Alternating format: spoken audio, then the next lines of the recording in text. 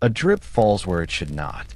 Not loudly, not urgently, just one clean sound, striking stone in the shaded passage beside the baths. For a brief moment, it stands apart from everything else. Then the city closes around it again. Sandals scuff the pavement. A vendor calls from somewhere unseen.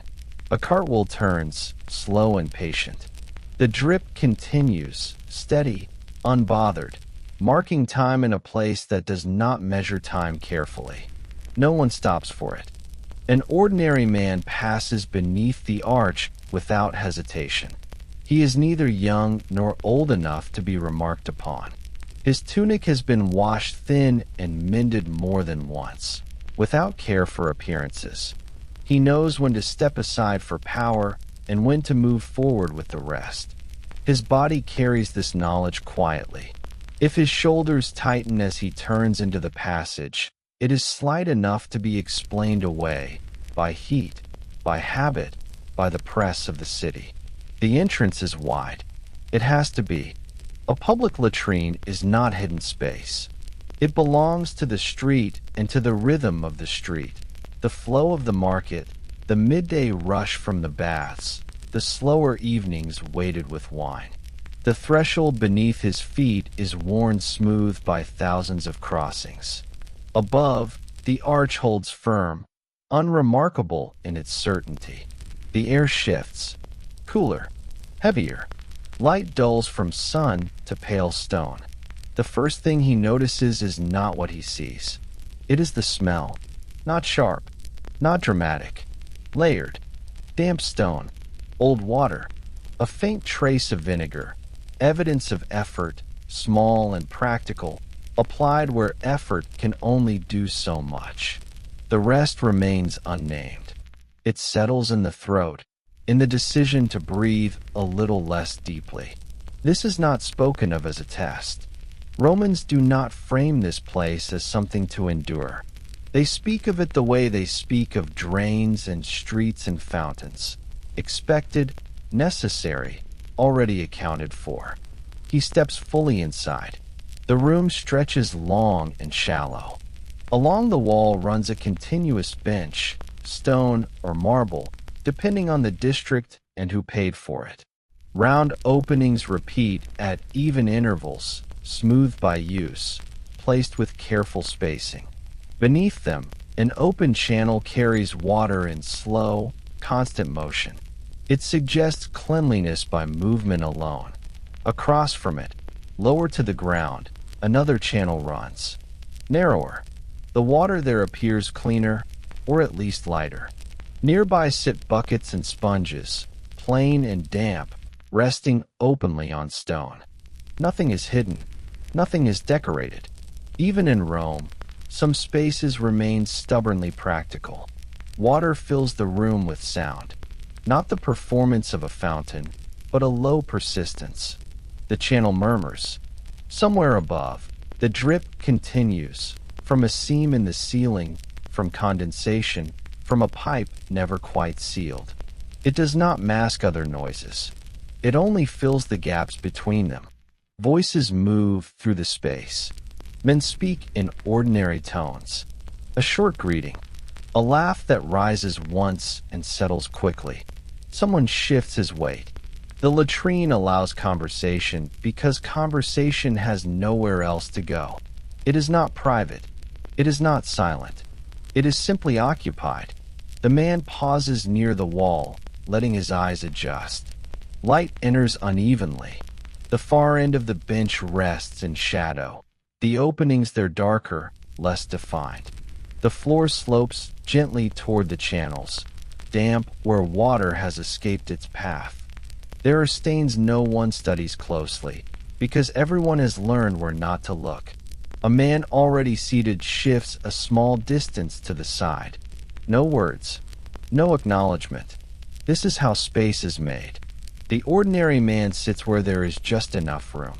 He lowers himself carefully, accustomed to stone, accustomed to shared surfaces. Coolness passes through the fabric and settles the body. Comfort was never intended here. Only function. Only endurance. Above him, the wall records time. Scratches, smears, a shallow carving, letters or shapes made without care. The room accepts these marks the way the city accepts footprints, accumulating without memory. An attendant moves along the channel. Bucket, sponge, neutral expression. His presence makes the shared nature of the space undeniable. The tools are visible, ordinary, unremarked upon. He rinses, replaces, moves on. The city's agreement, carried out quietly. The man keeps his gaze forward. Around him, conversation drifts. Prices, repairs, the baths. Topics chosen because they ask for nothing. They confirm that this room, like any other, is part of the day. And beneath it all, something quieter remains. A careful stillness. Shoulders held slightly inward. Laughter that ends early. The discipline of shared space, where eyes settle where they do not. No one names discomfort. No one needs to. The drip continues. It keeps time with the water, with the street beyond the walls. It lowers the ceiling without touching it. The man understands, without forming the thought clearly, that this place is part of a system. Water enters. Water leaves. People arrive. People move on. What remains is carried away toward places no one sees. Order exists here. So does its limit. Stone can be cleaned, but it remembers. Water moves, but it does not renew. The structure endures, impressive and complete, and inside it life continues, shoulder to shoulder, without pause.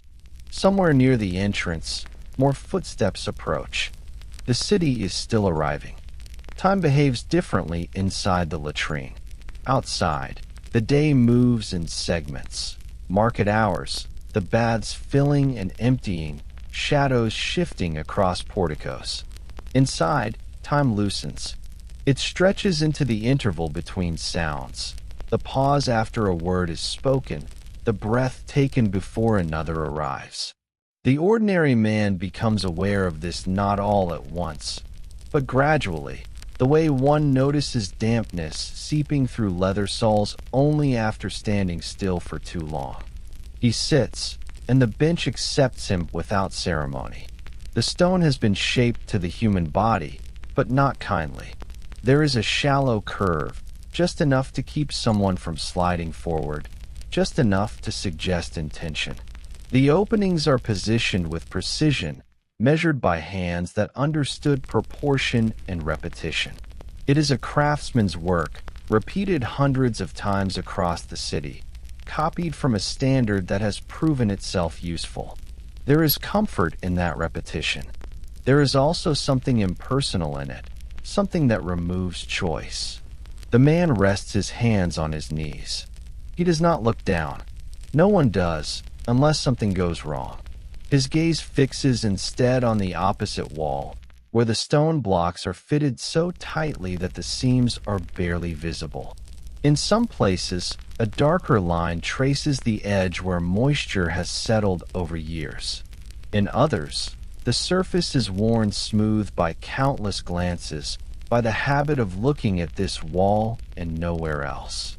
Conversation drifts. It is not continuous.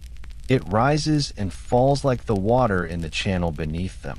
A man 2 places down mentions a delay at the grain dock. Another responds with a brief, sympathetic sound. There is no urgency in the talk. No one here expects solutions. Words are used to fill the space, not to change anything. The ordinary man listens without participating. He is aware of the man beside him, close enough that the warmth of another body registers faintly through cloth. They do not acknowledge each other beyond the initial accommodation of space. This, too, is part of the custom. The latrine teaches restraint, not of the body, which must do what it does, but of attention. One learns where to direct awareness and where not to let it linger. The channel beneath the bench carries its burden steadily. Water slides along stone with a sound that is neither loud nor quiet, but persistent. Occasionally, something interrupts the flow, a scrap of refuse, perhaps, or a thicker movement that passes unseen. The interruption is brief. The water resumes its pace. The system is designed to keep moving, to prevent accumulation, to ensure that nothing stays long enough to demand acknowledgement. The smell shifts as the room fills. It is subtle, almost imperceptible unless one is paying attention, which most people are careful not to do. Warmth intensifies it. So does stillness. The scent is not singular. It is the sum of many small contributions layered over time, softened by water, dulled by familiarity. The nose adjusts. The mind adjusts more quickly. The ordinary man remembers the first time he came here. He was younger then, less practiced in indifference. He had noticed everything. The echo of voices, the closeness of bodies, the way the stone seemed to absorb sound rather than reflect it. He had left with a lingering sense of exposure, a faint unease that followed him back into the brightness of the street. That unease faded with repetition. The body learns. The city teaches. An attendant passes again. This time he pauses near the channel, adjusting one of the buckets. The sponge rests inside, darkened by use, its fibers swollen with water. The attendant rinses it briefly in the cleaner channel, squeezes it once, and sets it back. The gesture is efficient, unceremonious. No one watches closely, but everyone is aware of the motion. There is a shared understanding here.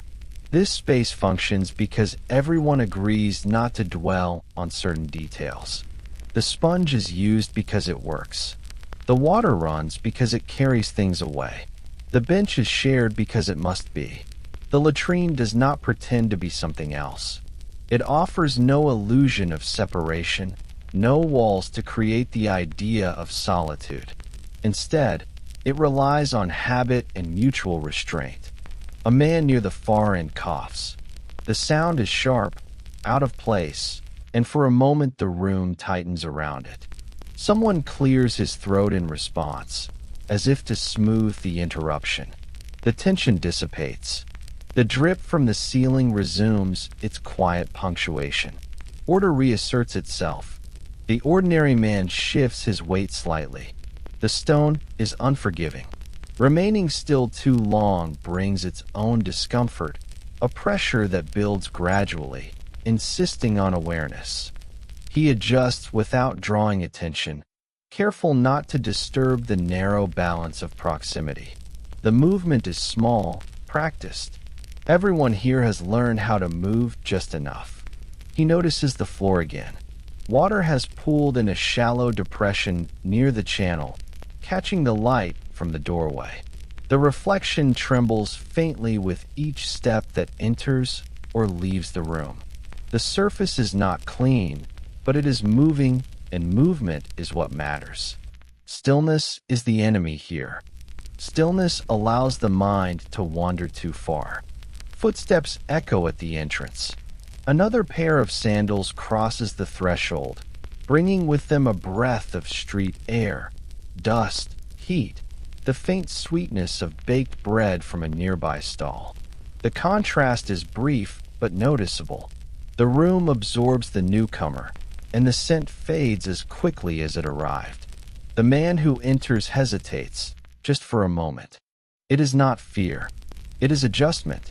He scans the bench, finds an opening, and approaches. The ordinary man shifts again, making space. There is no eye contact, no spoken thanks. The exchange is purely physical, governed by the needs of the moment. The latrine hums with low life. Not vitality, exactly, but continuity. This room has seen every kind of man, merchants and laborers, freedmen and slaves, citizens with votes and those without. Status dissolves here, or at least it softens. Tunics differ in quality, sandals in wear, but the posture is the same. Everyone sits on the same stone. The ordinary man thinks, briefly, of the engineers, of the men who designed the aqueducts, who calculated gradients and flow rates, who ensured that water arrived here in sufficient quantity to keep the system functioning. Their work is invisible now, buried beneath streets and buildings, but it is present in every sound the water makes. This room is a testament to that labor, to the idea that a city must manage not only what it displays proudly, but what it discards. There is a quiet dignity in that idea, and yet, sitting here, the dignity feels thin. The grandeur of arches and channels does not erase the closeness, the shared tools, the necessity of pretending not to notice what is easiest to notice. The system works, but it asks something in return: acceptance, resignation, a willingness to fold discomfort into the routine of the day. The ordinary man exhales slowly. He does not think of it as relief or strain. It is simply breath, moving in and out, measured, unremarkable. Around him, others do the same. The room breathes with them, air shifting toward the doorway, drawn by the promise of open space beyond. A voice rises briefly, telling a short story. It is about a mule that refused to move, blocking an entire street until someone thought to offer it water. The punchline is mild. A few men smile. One chuckles. The sound is soft, quickly absorbed by stone. Laughter here is never loud. It would feel out of place, as if it might disturb something fragile. The drip from the ceiling falters. For a moment, there is silence where it should be.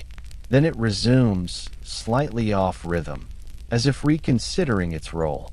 The ordinary man notices the change and then stops noticing it. Attention, like water, follows the easiest path. When he finally stands, he does so carefully. The movement is deliberate, slow enough to avoid drawing notice. His legs feel stiff, the stone having impressed itself upon him. He steps toward the channel, toward the tools that complete the ritual. The attendant is elsewhere now, but the sponge waits, as it always does. He does not hesitate. Hesitation would mark him as unaccustomed, as someone who still finds this space remarkable. Instead, he acts with the same economy as everyone else, completing what needs to be done and moving on. The process is practiced, almost automatic, stripped of ceremony by repetition. As he turns toward the exit, he glances back once, not at anyone in particular, at the room as a whole, the bench, the water, the people seated in careful alignment. It looks, for a moment, like a diagram brought to life, a demonstration of how a city manages what it cannot avoid. Then he steps into the corridor. The light shifts again, brighter, warmer. The street noise rushes back to meet him, louder than before. The latrine recedes behind him, already closing its hold on his attention. In a few steps, it will feel distant, folded into the background of the day. Inside, the drip continues. Inside, men sit and rise and sit again. The water flows. The system endures. The corridor outside the latrine does not announce itself as an exit. It is simply there, another stretch of stone, another passage shaped by hands that expected feet to pass through without reflection. The ordinary man pauses just beyond the threshold, not because he must, but because the body sometimes needs a moment to readjust its sense of space. The air feels wider here. The light is less cautious. Sounds overlap again, no longer held apart by stone and water. Behind him, the latrine continues without him. He does not turn back, but he can feel its persistence in the way one feels a closed door still existing on the other side of a wall. The drip, the channel, the bench, they do not stop because one man leaves. They are not designed for endings, only for passage. He walks slowly. The corridor slopes almost imperceptibly downward, guiding water where it needs to go, guiding people where they will not think about it. This is not an accident. Nothing here is. The city beneath the city has its own logic, its own patience. It moves things along without asking for acknowledgement. A narrow opening appears along the wall. It is easy to miss if one is not looking for it. A dark mouth just above the floor, edged with stone worn smooth by time and moisture. From it comes a faint, steady sound, the echo of water moving somewhere deeper. This is where the latrine's work continues, unseen, unremarked. What was present moments ago is already being carried away. The ordinary man slows, just a fraction. He does not crouch or lean closer. He has learned not to. But the awareness settles anyway. This opening connects him to a network far larger than the room he just left. Channels run beneath streets and houses, beneath temples and shops, all converging toward the river. The city exhales through these hidden veins. A breeze stirs faintly. It is not fresh, not unpleasant either. It carries with it the coolness of shaded stone and moving water. The smell is different here, less layered, more singular. Dampness, mineral, the scent of stone that has known moisture for centuries. Further along, footsteps approach from the opposite direction. Two men walk side by side, engaged in quiet conversation. They glance at him briefly, then look away, the exchange polite and minimal. This corridor, like the latrine, belongs to everyone and no one. It does not invite lingering. It is a place between places. The ordinary man continues on. With each step, the memory of the bench recedes. Already, his body is adjusting, letting go of the specific tensions it held moments ago. The mind follows. What felt intimate and unavoidable inside the latrine becomes abstract here, reduced to the idea of a system functioning as intended. He emerges into a side street. Sunlight filters down between buildings, broken into pale rectangles on the stone. The noise is fuller now, vendors calling, carts rolling, voices rising and falling in negotiation. Life resumes its visible form, confident and insistent. He blends into it easily. No one can tell where he has been. No mark distinguishes him from the others passing by. This, too, is part of the design. The latrine leaves no trace that matters. It takes what it is given and sends it away, allowing the surface of the city to remain presentable. He passes a fountain. Water spills from a sculpted mouth into a basin, clear and lively. People gather around it, filling cups, rinsing hands, splashing faces. The contrast is striking if one chooses to notice it. Water here is celebrated, displayed, adorned with stone figures and inscriptions. It invites attention. The ordinary man does not stop. He has learned the city's rhythms well enough to know when water is meant to be admired and when it is meant to be trusted without looking too closely. Both kinds are necessary. Both rely on the same invisible gradients and channels.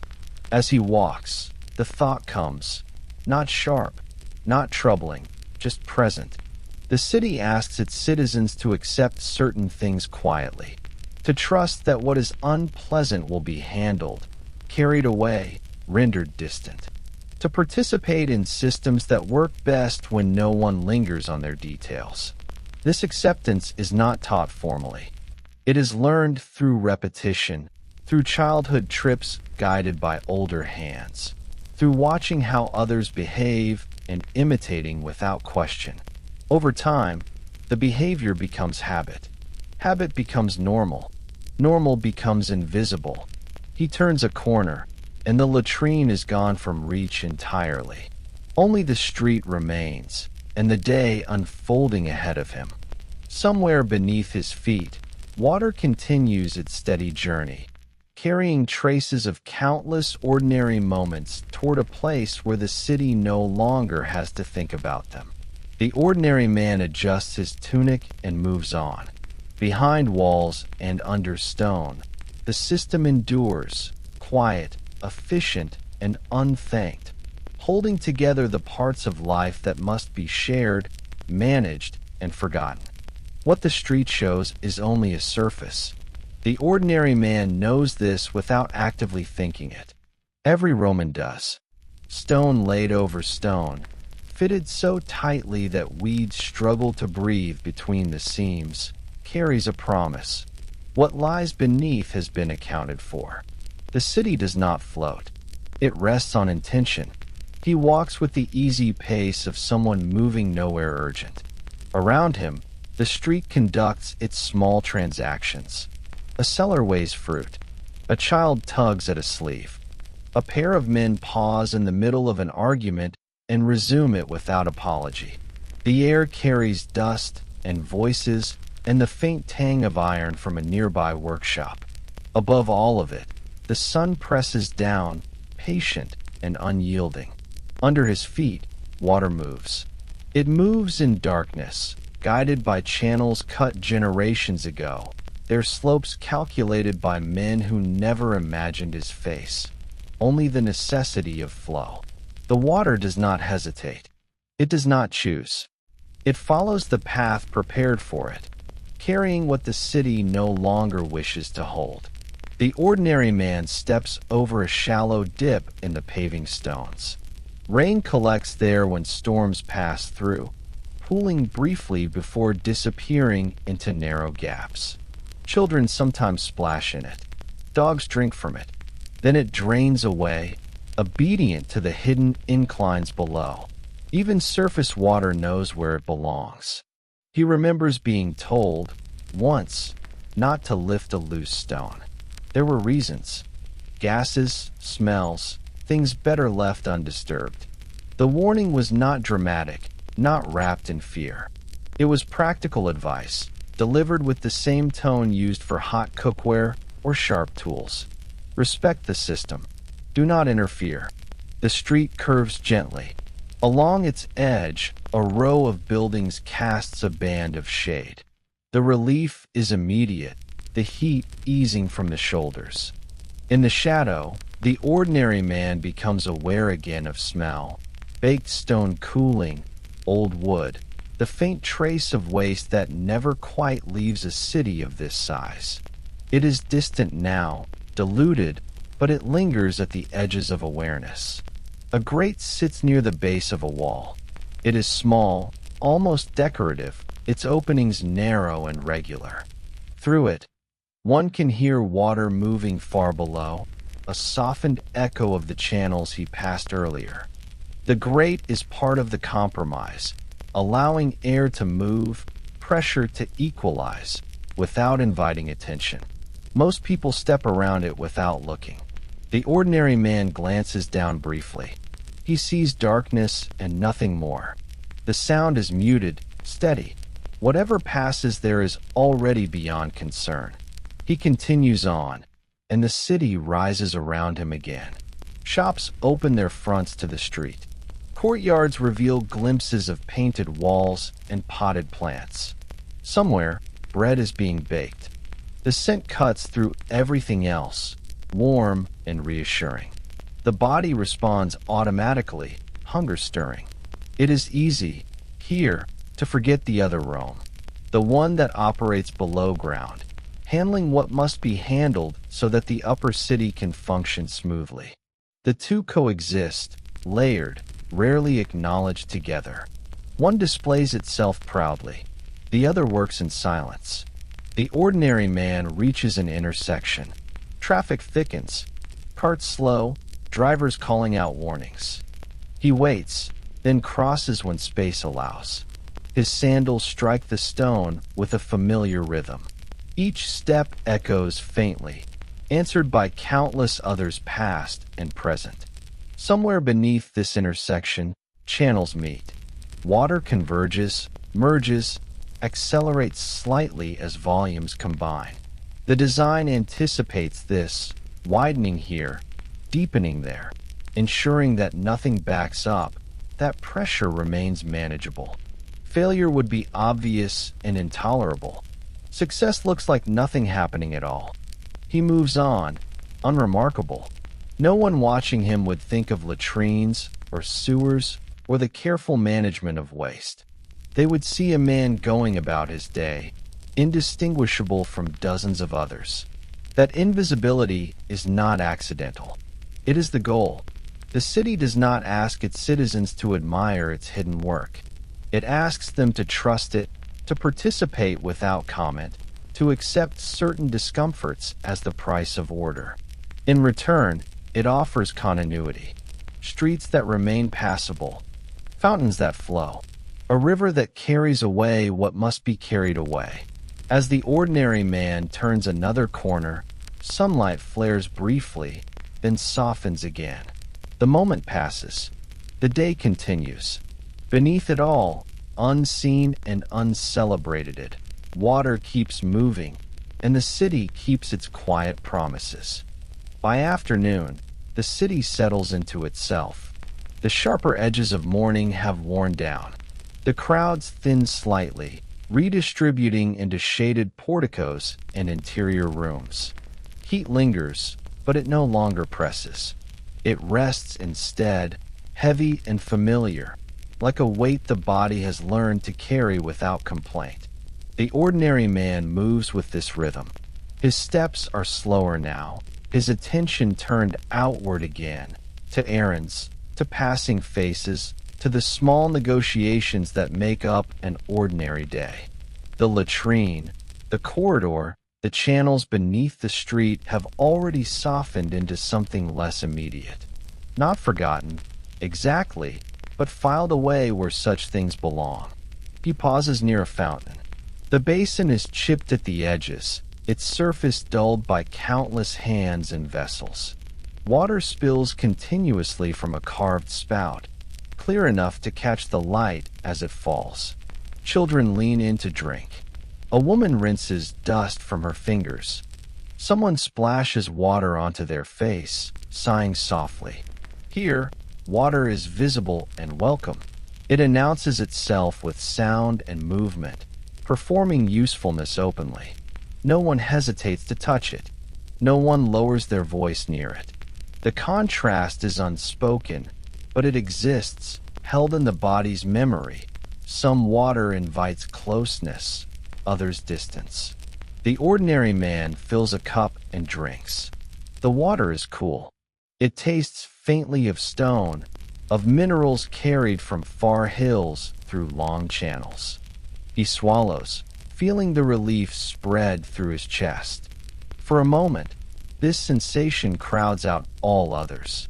The body prioritizes what it needs now.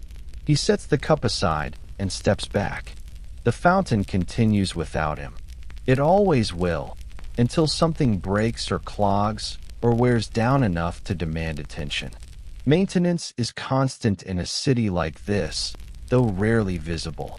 Slaves and laborers work early or late, clearing channels, repairing cracks, keeping the flow uninterrupted. Most citizens do not see this work. They see only the result: water when it is wanted, absence when it is not. The same is true of the latrine, of the sewers, of the careful arrangements that allow life to proceed without interruption. As he walks on, the ordinary man becomes aware of his body again. Not sharply, just enough to notice the ordinary sensations that mark time. Hunger returning, muscles loosening as movement continues, the faint stickiness of sweat at the back of the neck. These sensations anchor him in the present, pulling attention away from what has already passed. A group of men laughs loudly outside a shop. The sound bursts outward, uncontained, then fades as quickly as it rose. No one reacts. Noise is constant here. Silence would be more remarkable. He passes beneath an archway. For a moment, the light dims, the air cools. His footsteps echo differently, the sound tighter, more contained. The body remembers this acoustics from the latrine, from the corridor beyond it. The memory flickers, then dissolves as he steps back into the open. The city does not encourage reflection. It rewards forward motion, participation, attention to what is directly ahead. To dwell too long on hidden systems or shared discomforts would be inefficient. Better to accept that they exist and move on. This acceptance is not indifference. It is something closer to agreement. A collective understanding that some aspects of life are managed best when they remain unexamined. The unease does not disappear. It simply settles into the background, like a low sound one stops hearing unless the room grows suddenly quiet. The ordinary man adjusts the strap of his sandal. Leather creaks softly. Stone warms underfoot. Everything is as it should be. The city holds together, not through constant awareness, but through habit reinforced over generations. Somewhere beneath him, water continues its course. It does not know the names of streets or the faces of those above it. It carries only what it has been given, moving steadily toward release. The system does not judge. It only functions. The ordinary man reaches his destination and steps inside. A door closes behind him, muting the street. The day continues, layered and interconnected, each part relying on the others to remain just visible enough and no more. Outside, Rome breathes. Below, unseen, it exhales. The room he enters is quiet in a way the street never is. The door closes with a muted sound, wood against stone, and the noise of the city softens immediately, reduced to a distant murmur that seeps through walls rather than striking them. Light enters from a small opening high above, slanting downward in a pale strip that moves slowly as the afternoon advances. The ordinary man sets down what he carries. The gesture is familiar, practiced. His hands know where things belong. There is comfort in this. Objects returning to their places, surfaces left undisturbed. The room smells faintly of oil and dust, of fabric warmed by the sun. It is a private scent, unshared, and that distinction matters more than he would articulate. He sits. The bench here is wooden, worn smooth by use, yielding slightly beneath his weight. The difference is immediate. Muscles loosen without instruction. Breath deepens. The body recognizes the change in material and purpose. This place is not designed for efficiency alone. It allows for rest. And yet, the body remembers. A faint echo of earlier sensations lingers. The cool stone, the careful posture, the awareness of proximity. These impressions do not demand attention, but they are present, stored quietly beneath more immediate concerns. The body is an archive, whether one wishes it to be or not. He pours water into a cup. The sound is small, controlled. He drinks slowly, feeling the liquid move down his throat, settling. The water is the same water, drawn from the same distant sources, guided by the same gradients. Here, it feels different only because the context has changed. He looks at the wall opposite him. The plaster is cracked in places, repaired unevenly. Someone has tried to smooth it once, long ago, but time has resumed its work. The imperfections are familiar. He has seen them many times, traced them with his eyes without thinking. They anchor him, remind him where he is. Outside, a cart rattles past. The sound arrives softened, stripped of its sharpest edges. The ordinary man notes it, and then lets it pass. His attention returns inward, to the subtle inventory the body conducts when finally given space. Fatigue measured, hunger acknowledged, small discomforts noted and dismissed. The city has trained him well. It has taught him when to be aware and when not to be. In shared spaces, the body tightens, manages itself, follows rules without being told.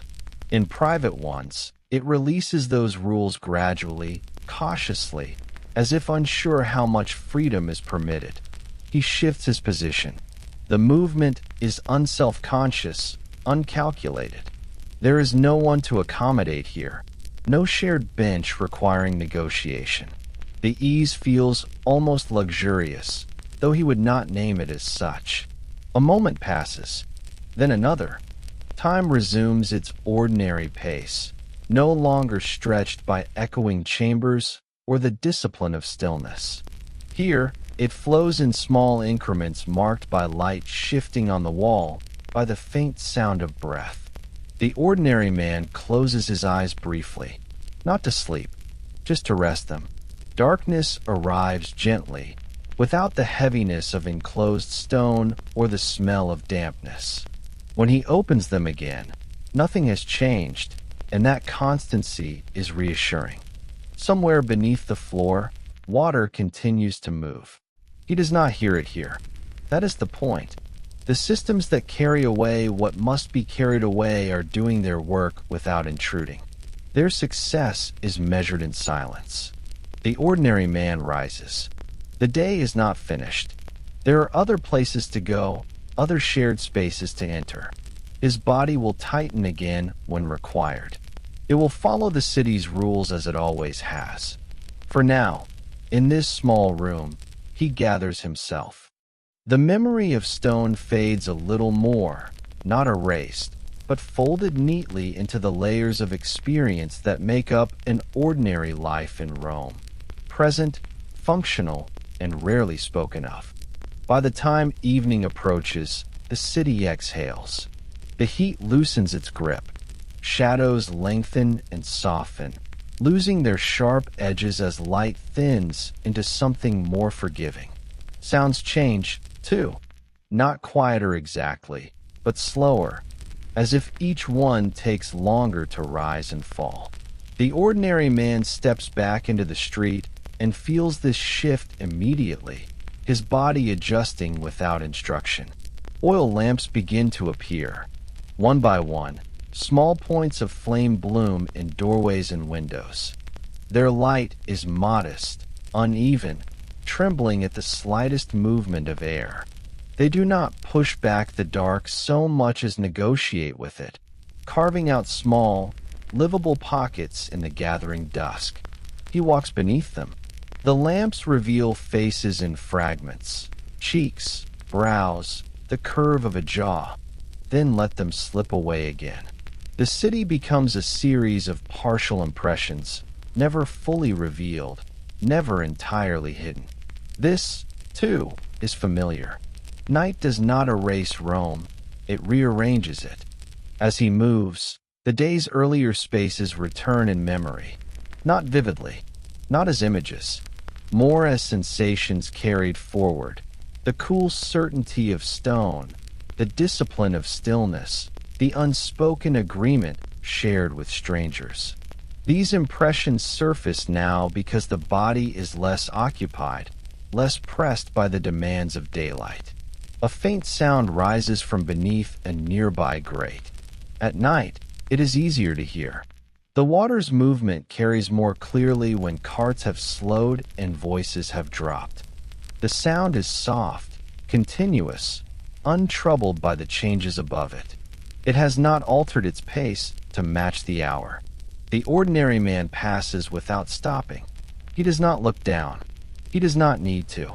The presence is enough, a reminder that the city's hidden work does not sleep.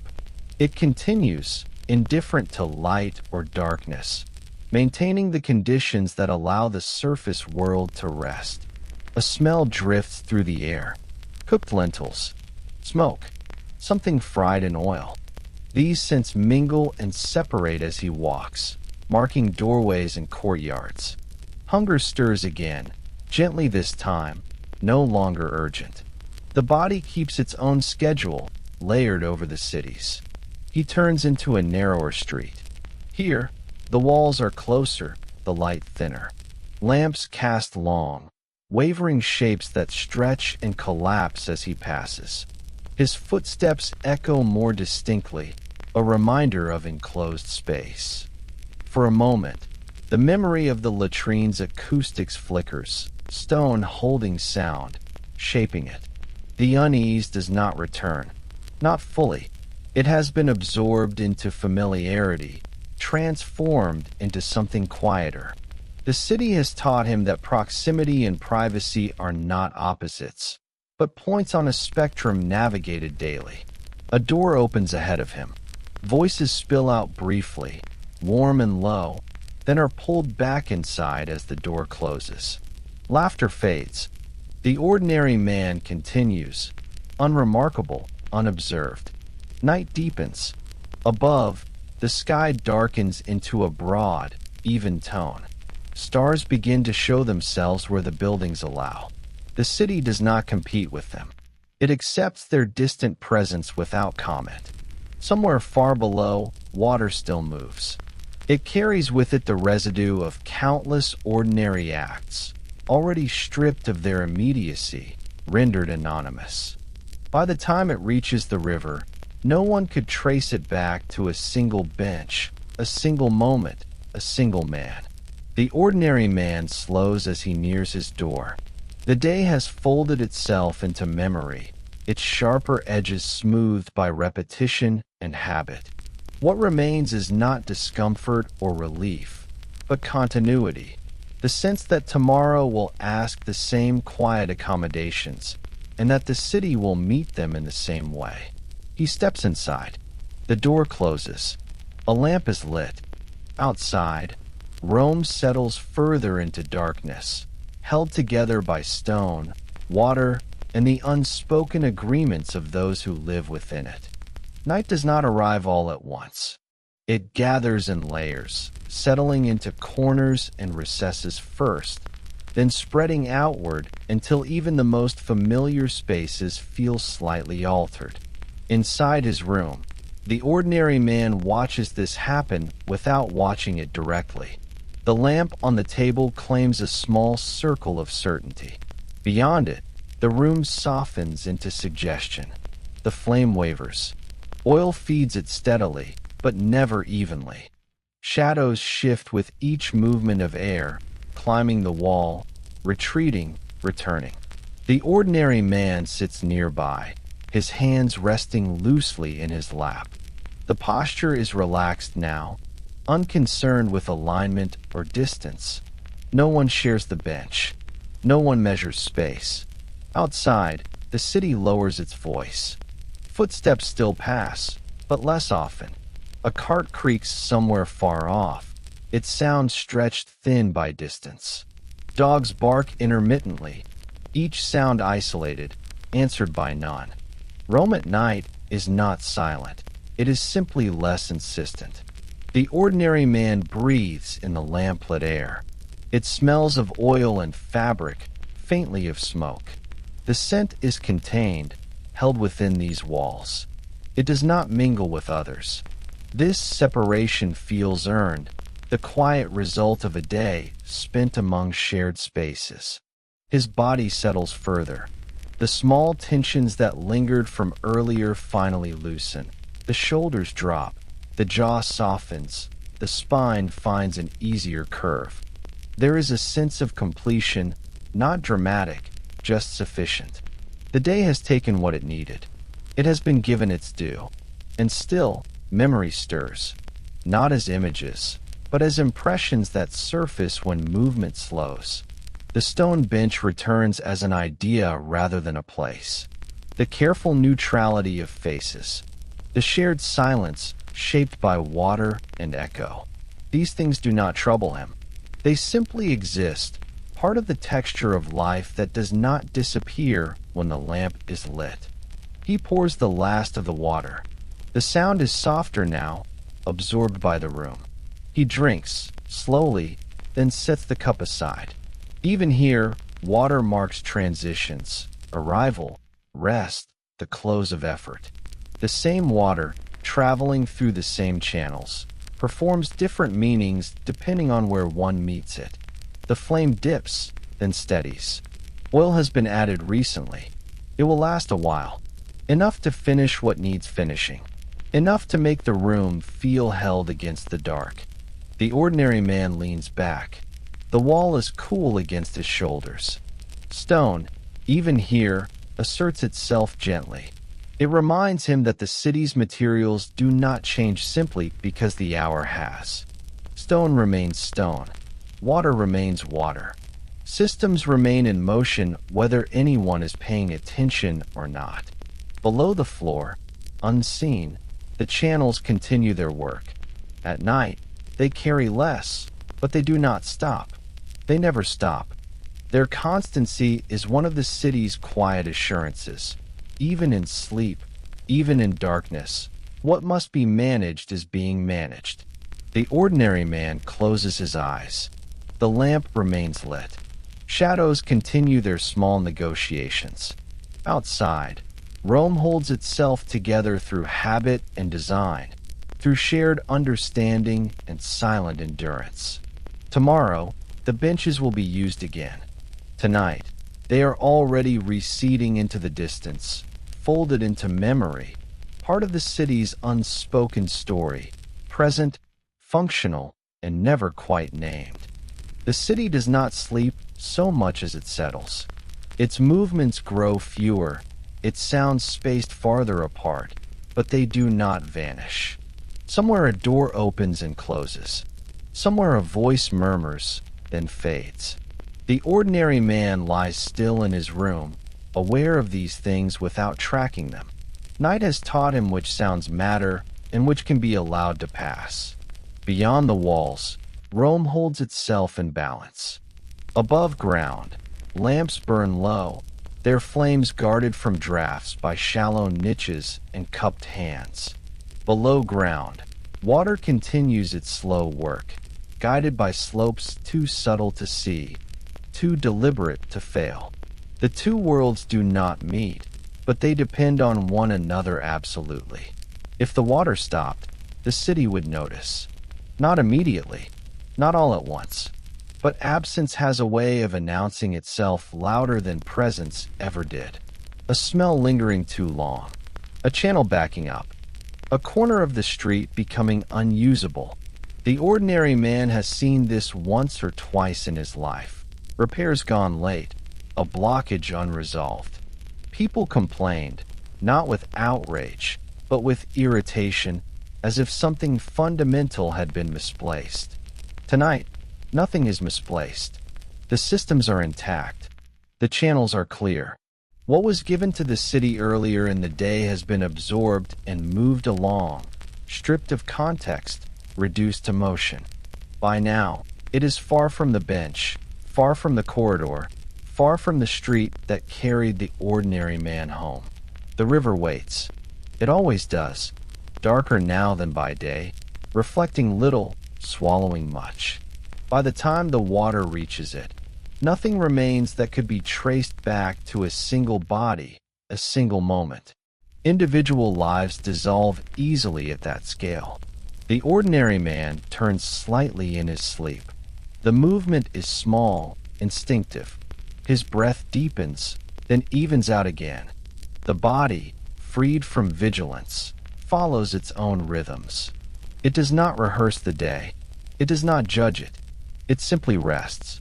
Outside, a breeze moves through a narrow street.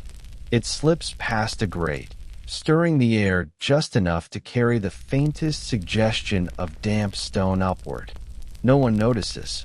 No one needs to. The city has learned how to live with what cannot be eliminated, only managed. This knowledge is not written down. It is passed through experience, through imitation, through the quiet pressure of daily life. Children learn it early. Where to look, where not to look, how to share space without speaking about it. By adulthood, it has become instinct. Rome endures this way, not through constant attention, but through practiced neglect of certain details. Not through denial, but through agreement. The latrine exists because it must. The water flows because it has been taught where to go. The unease exists, too, folded into routine until it loses its edge. The ordinary man sleeps on. Above him, stone holds its shape. Below him, channels hold their course. The city carries what its people cannot, night after night, without ceremony or complaint. By morning, The benches will be cool again. The water will still be moving. And Rome, unchanged and quietly accommodating, will be ready to receive another ordinary day. Morning returns without announcement. Light slips into the city gradually, pale at first, then strengthening as it finds its way between roofs and down narrow streets. The ordinary man wakes before the street fully does. There is no urgency in this waking. It happens the way breath resumes after sleep, quietly, reliably, without drama. He sits up. The room feels cooler now, the night air still lingering in stone and wood. The lamp has gone out on its own, leaving only a faint trace of oil and smoke. He does not miss the flame. Daylight has its own way of claiming space. Outside, a door opens somewhere nearby. Footsteps follow. A voice greets another, low and unelaborate. The city is beginning again, assembling itself from countless small actions performed in the same order as yesterday. The ordinary man rises and prepares to leave. His movements are efficient, unremarkable. Nothing from the day before presses itself forward, demanding attention. The body has accepted what it needed to accept. Memory has filed the rest away. When he steps outside, the street feels new again. Not different, simply reset. The stone is cool underfoot. The air smells cleaner than it will by midday, touched by dampness and the faint promise of bread beginning to bake. Light pools in familiar places, outlining edges that will soon be lost in movement. He joins the flow of others. Men carrying tools, women with baskets, children already darting ahead, testing the day's boundaries. No one pauses to consider the systems beneath them. No one needs to. The city has already considered them.